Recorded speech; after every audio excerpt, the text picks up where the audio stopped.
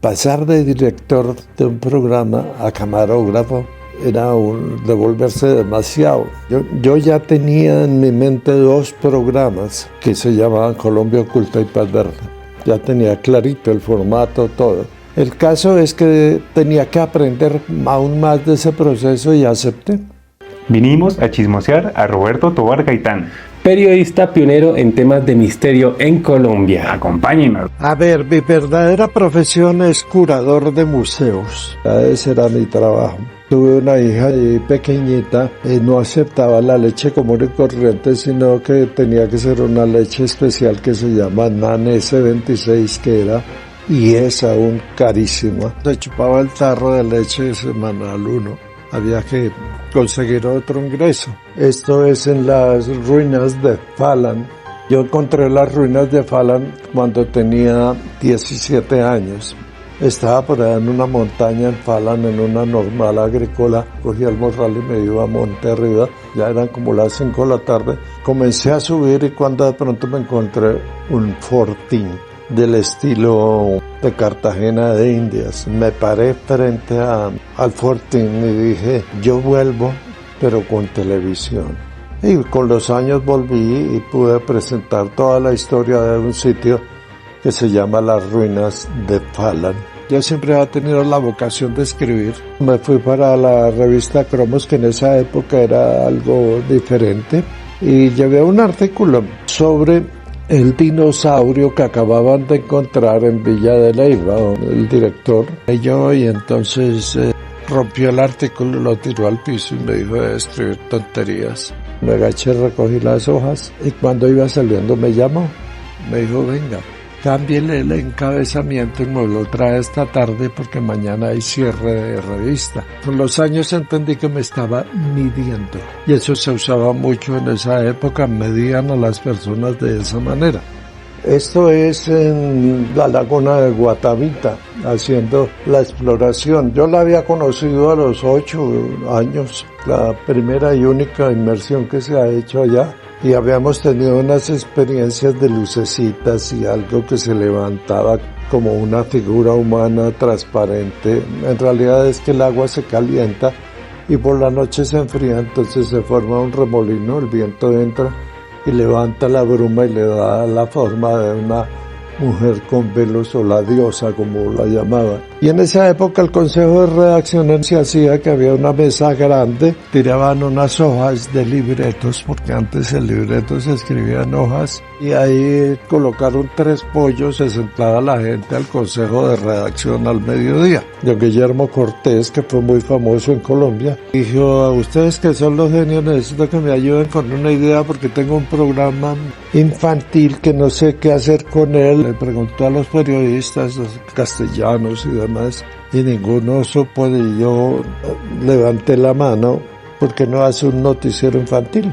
Se quedó mirándome y me dijo, listo, ¿usted lo hace? Yo no, de televisión no sé nada. El Nevado del Ruiz, antes de la erupción, comenzaron a formarse, a derretirse el glacial y a los 2 días fue la gran erupción. Esa foto es bien importante. Y estando en eso me llamó Manuel Prado, que tenía el noticiero, y en esa época se utilizaban mucho las transparencias, los slides, y atrás del presentador había un panel y en el panel un cuadrado con un vidrio neutro y por detrás con un proyector de diapositivas que cambiaban y iban cambiando la diapositiva según lo que dijera el locutor. Entonces me llamaron y me dijo, venga, hágame las fotografías porque no hay quien haga los slides, usted sabe de periodismo. Y yo me puse a hacerlo, era una entrada extra para la leche NAN S26. Por mi paso por la marina, que fue muy corto, aprendí algo de buceo, iba al mar, pero nunca veía lo que había abajo. Y en ese momento no había cámaras submarinas. Por mi trabajo en museos aprendí las técnicas de fibra de vidrio, metalurgia, ese tipo de cosas que se necesitan. Aquí está la cámara, la llamaban la cámara de la era precaria, ahí se colocaba una cámara gigantesca con una manguera que llevaba la señal de video y traía corriente eléctrica para la cámara. Y ahí se hicieron las primeras imágenes submarinas de Colombia. Y un día llegué con las transparencias para entregarlas, comenzó a temblar y encima de la mesa de la sala de redacción había una cámara de cine. Cogí la cámara, me bajé e hice el cubrimiento, que fue un temblor larguísimo, la gente gritaba, los buses paraban, los postes se movían. Y cuando subí le dije a Manuel Prado, le dije, mire, aquí está todo el temblor. Chao, ahí están las transparencias. Al día siguiente me llamaron, el gerente del noticiero me llamó y me dijo, no lo necesitamos más como fotógrafo, ahora necesitamos que se haga camarógrafo. ¿Y cómo así? Yo, ¿por qué? Como lo que hizo ayer todo el mundo está admirado, entonces se decidió que usted va a ser camarógrafo. Pasar de director de un programa a camarógrafo era devolverse demasiado. Yo ya tenía en mi mente 2 programas que se llamaban Colombia Oculta y Paz Verde. Ya tenía clarito el formato, todo. El caso es que tenía que aprender aún más de ese proceso y acepté. Hay algo que yo comparo y es que antes usted como periodista era muy respetado. Era tan respetado como el médico, como el profesor y como el policía. Como periodista a cualquier lado lo atendían, le abrían las puertas, recibía mucho respeto de la sociedad. Y ese respeto se retribuía en todos los principios básicos del periodismo alrededor de la ética. Hoy es diferente, lo he visto que llega un periodista y lo sacan a escobazos, lo tratan mal y ese tipo de cosas, porque todo eso se perdió en aras del mercantilismo, ¿no? Había un programa que se llamaba El Viejo, lo daban a las 11 de la noche los miércoles, Detective Alemán. No llegó la cinta, y me llamó el gerente, ayúdame con esto porque la multa es muy grande. Ahí nació Colombia Oculta.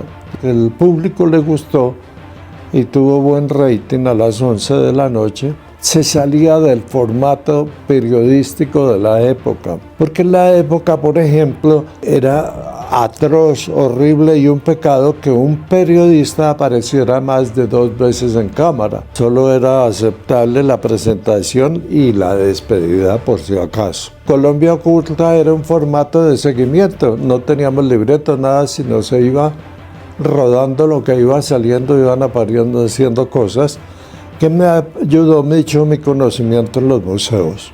Colombia tiene una riqueza oral antigua que se ha ido perdiendo. Colombia tiene unos tesoros a nivel arqueológico de antigüedades, de tribus antiguas, pirámides, tumbas extrañas, cavernas donde le hablan a ustedes no hay nadie. Varias tradiciones orales, varios cuentos de la oralidad hablan de una ciudad en piedra que está entre Pitalito y San Agustín, porque son oralidades de los viejos, de los ancianos. En varias ocasiones, en varias entrevistas en San Agustín y esos pueblos aledaños, hablaban de una ciudad que está enterrada entre esa zona que supuestamente nadie conoce. Cuando salí de la marina y un amigo nos fuimos para el Pacífico a manejar un barquito que transportaba coco y banano, y en uno de esos viajes yo vi un chorro de agua de vapor y de ballenas. Una amiga bióloga marina llegó un día y me dijo, oiga, Roberto, tengo esta cola de ballena, hay ballenas en Gorgona. Le dije, lo sospeché desde un principio. Fui donde los directores, les dije, oiga, mijitos, quiero ir a cubrir esto. Entonces, como ya veían lo de Colombia Oculta, usted siempre con sus locuras, con sus pendejadas, no, me dijeron que no. Como yo manejaba un programa que se llamaba Telecampo, tenía que ir a Palmira, a la Feria Agrícola de Palmira, que es muy famosa. Cuadré todo, alquilé lancha, pagué pasajes de aviones, estadía en Gorgona y me fui supuestamente para Palmira, pero llegué al aeropuerto y empatamos con el avión que iba para Guapi a hacer las ballenas. El camarógrafo se asustó, dijo, no me van a echar. Estuvimos allá, primer día, segundo día, tercer día no aparecían. Al final aparecieron y nos dieron una danza así como esas, una danza gigantesca. Y aparecía la presentación mía con una ballena aquí detrás, adelante de la lancha, moviéndose y sacando la cola. Yo dije, el noticiero tal, con las ballenas jorobadas en Gorgona. Una de las cosas más emocionantes, sin duda alguna, de encontrar la ballena es ver esos son del tamaño de camiones, tractomulas que salen, flotan, lanzan sus chorros. Aquí hay uno, la nariz la tiene, no la tiene aquí, sino la tiene aquí. Se sale ya a iniciar el salto. Acá está lo que es el salto. Lo impresionante de las ballenas que nos pasó es que estábamos en la lancha, de pronto en silencio salió, al lado de la lancha salió una ballena, la cabeza nomás, y con un ojo nos estaba mirando. Ese fue un momento supremamente impresionante. La ballena nos estaba observando, fijaba la mirada de cada uno y volvió e hizo un escaneo completo de quiénes estábamos ahí, qué hacíamos. No éramos nosotros los que estábamos observándola, sino ella a nosotros. Y después se hundió. Fue un momento no emocionante, sino misterioso, porque queda a pensar uno que un animal lo está mirando, literalmente, lo está estudiando. Devolvemos a Bogotá, ya eso era el último día. Llegamos como a las 7 de la noche al noticiero y el celador me entregó la carta de despido.